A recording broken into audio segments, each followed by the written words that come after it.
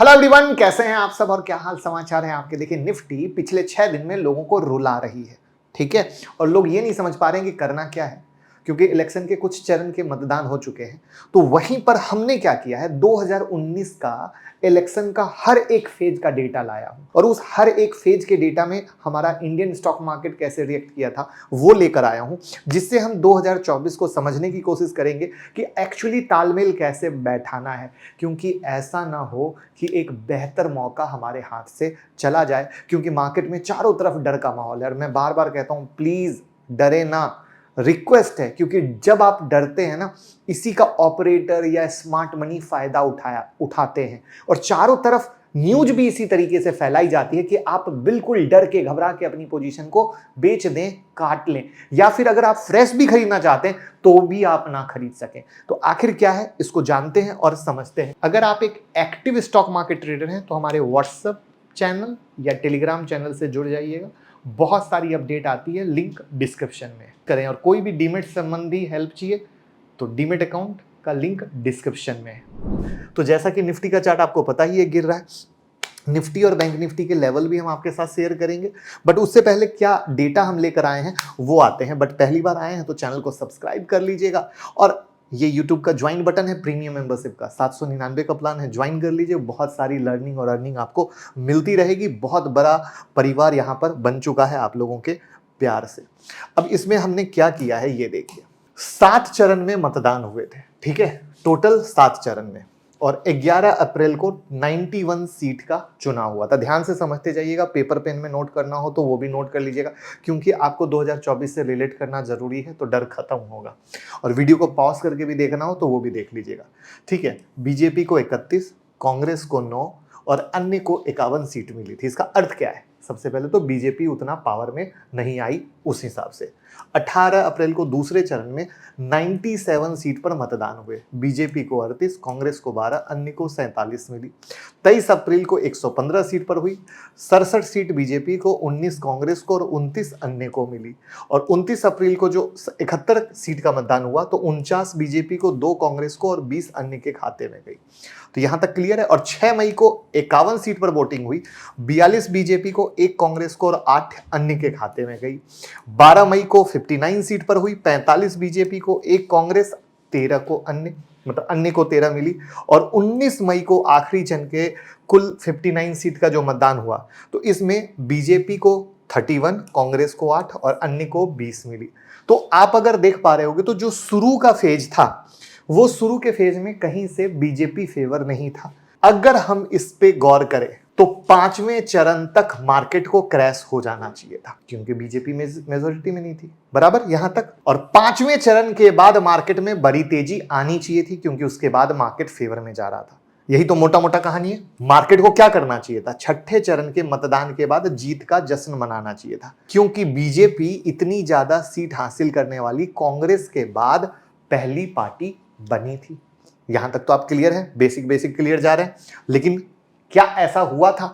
यही है। और एग्जिट पोल के बाद तो भैया मार्केट कहता कि हम तो रॉकेट सिंह बनेंगे, बीच में कहीं नहीं रुकेंगे, ठीक है, क्योंकि बीजेपी और एनडीए की ही कहानी चल रही थी। अब सवाल यह है कि आखिर होता क्या है, राइट? तो 11 से 22 अप्रैल के बीच जब बीजेपी विपक्ष से पीछे चल रही थी, तब 22 अप्रैल को छोड़ बाकी दिन मार्केट में तेजी आई। ध्यान से सुनिएगा। और 23 अप्रैल के बाद जब बीजेपी सबसे ज्यादा सीट जीतने वाली थी, तब उसके कुछ दिन तक मार्केट ने रिएक्शन नहीं दिया। ये क्यों है? क्योंकि मैं आपको अभी 2024 की एक बड़ी पिक्चर बताने वाला हूं, इसलिए ध्यान से। तो कुछ दिन तक कोई खास रिएक्शन नहीं दिया, अरे ठीक है रहने दो। और 29 अप्रैल, 6 मई और 12 मई को बीजेपी ने कांग्रेस के मुकाबले काफी साथ जब ज्यादा सीट जीती, तब कुछ दिन में मार्केट या तो फ्लैट रहा या गिरावट आई। मतलब गिरावट भी मामूली सी, फ्लैट वर्ड जैसे ही जुड़ गया तो इसका मतलब है कि जो गिरावट हुई वो मामूली सी। 13 मई को सेंसेक्स का लेवल सबसे कम था, जबकि यह तारीख 3 बार की वोटिंग में बीजेपी के मजबूत प्रदर्शन के बाद आई थी। मार्केट में एक्साइटमेंट कहीं से दूर दूर तक नहीं था। और 17 मई को मतदान खत्म होने से पहले सेंसेक्स 10 अप्रैल के अपने लेवल से करीब 2000 नीचे बंद हुआ। 2000 अंक, भूलिएगा मत, 2000 अंक।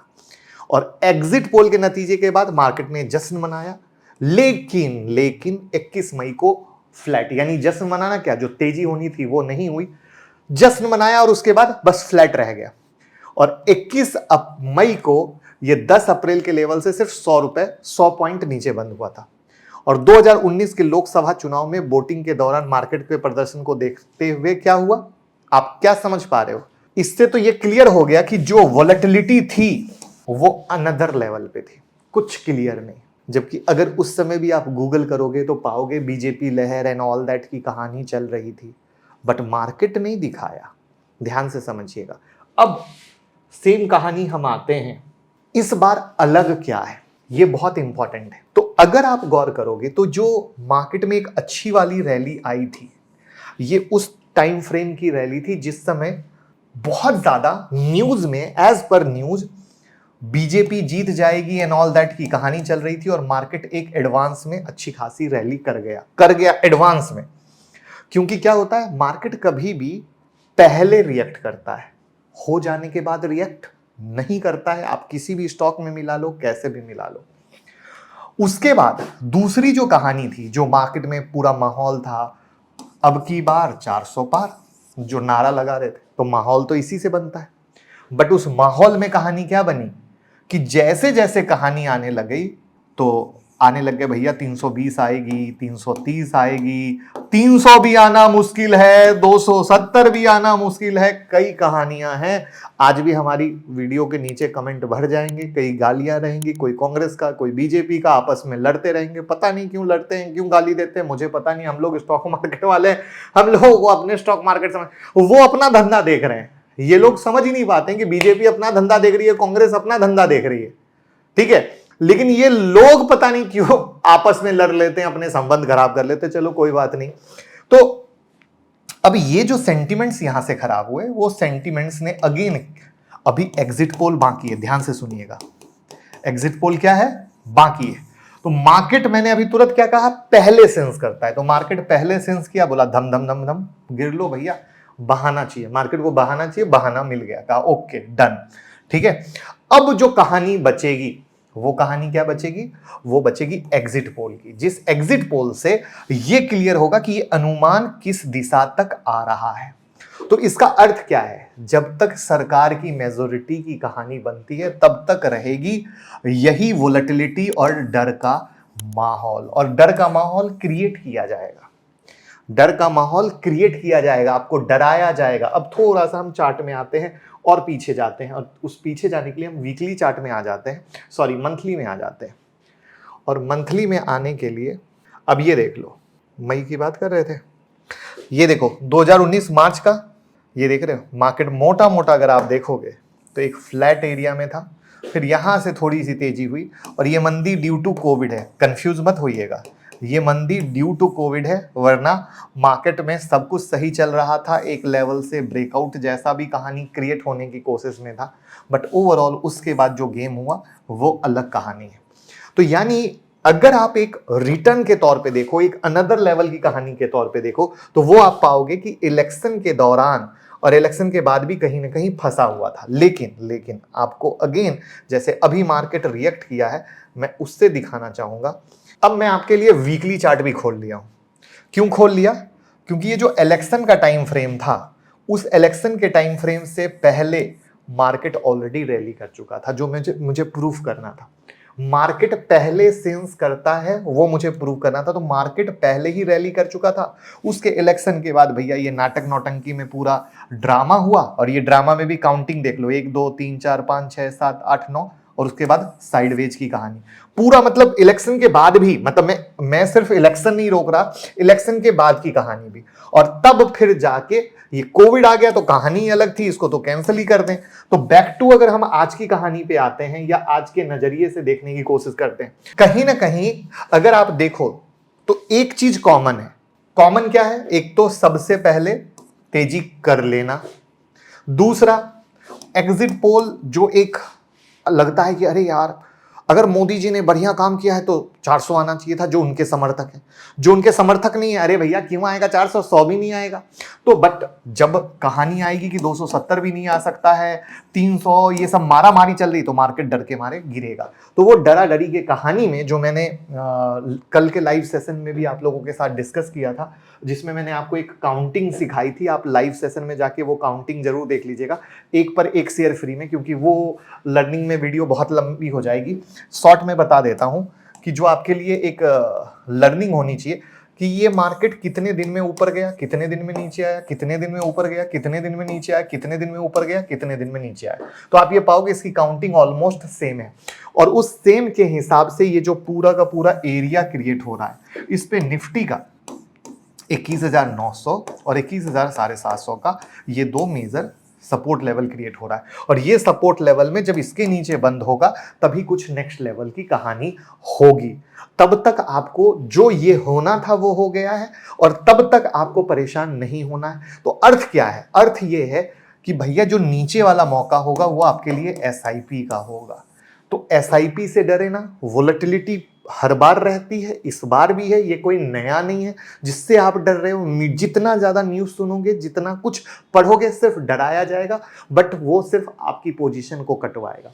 वहां पे आपके पास पैसे होने चाहिए जिससे नीचे में quality share, under value share, और स्पेशली सरकार जिस पे काम कर रही है आने वाले नेक्स्ट 5 ईयर्स के लिए, ठीक है, वो नेक्स्ट 5 ईयर्स में आपका क्या क्या है?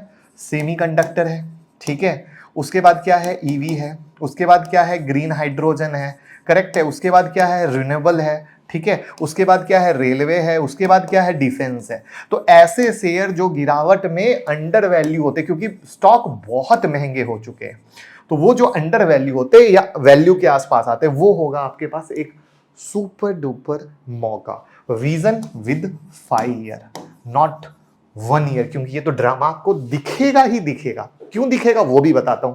सरकार बनेगी, बनने के बाद एक ये पूरा अपना विजन लेकर आएंगे। वो विजन क्या होगा, किस तरीके से होगा, बजट में क्या बोलेंगे, तब एक पिक्चर होगी। क्योंकि मार्केट पहले सेंस कर चुका है, अब नहीं सेंस करना, अब तो बस जो नॉर्मल है। तो दिस इज द पार्ट जहां पे वोलेटिलिटी रहेगी, और वो वोलेटिलिटी लाई जाती है आपके पोजीशन को काटने के लिए, आपको डराने के लिए। तो प्लीज डरना मना है, लेवल भी बता दिया। बात समझ में आई हो तो प्लीज वीडियो को लाइक कर दीजिए जिससे मुझे पता चल जाए, और कोई सवाल हो तो कमेंट में पूछ लीजिए। वहीं पर अगर हम बैंक निफ्टी की बात करते हैं, तो बैंक निफ्टी में जो इसका सपोर्ट लेवल है वो देखिए, वो यहां पर ये 2 लेवल है। कहोगे ये 2 लेवल कौन सा है? ये देखिए बताता हूं। 46,500 के करीब का सपोर्ट लेवल है, और यहां पर जो लेवल है वो मोटा मोटा आप ये समझ के चल लो कि 46,000 करीब 900 के करीब का लेवल है।